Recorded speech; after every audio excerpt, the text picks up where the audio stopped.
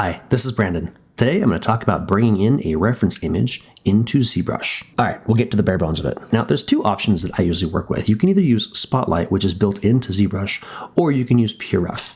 I tend to toggle between the two of them, to be honest with you. PureRef is great because you can bring it in, just drag and drop your image right on top. You can also add several images. You can arrange them, you can scale them, you can do all kinds of things in here. Change the window size. It's also nice. I can turn down the opacity and look at my model through my reference image. So if I right click, go to settings, click on appearance, go to application opacity, turn down the opacity, hit close. I can put my reference image on top of my model to check with proportions and other things.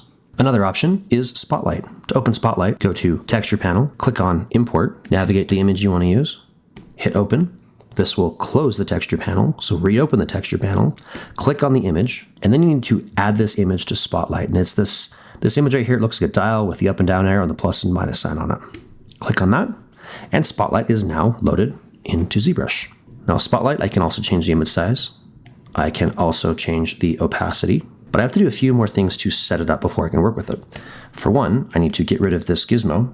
Press Z to do that. And if I go to sculpt on my project here, I'm still not able to sculpt. I have to go into either the brush panel, which is this in the upper left-hand corner, or I can double click on this flyout menu, go to samples and turn off Spotlight projection. And now I can work on my model.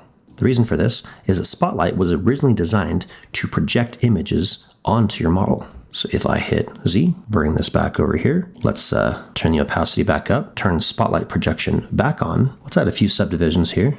Hit Z to get rid of the gizmo. And with Spotlight projection on, if I draw across my model, move this out of the way, you can see it imprints the image onto my model. This was originally made to put textures down on top of your model, which is a cool feature.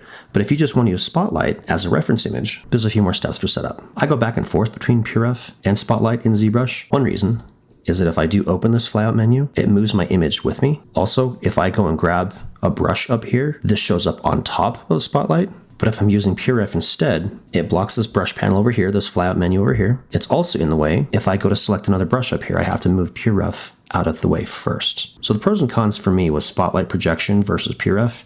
PureRef is easy to set up. It's quick, it's great, but it gets in the way. Spotlight projection is a little longer to set up, but it's a little more convenient within the software. Which do you prefer? Tell me in the comments. Do you use Spotlight? Do you use PureRef? Do you use another method?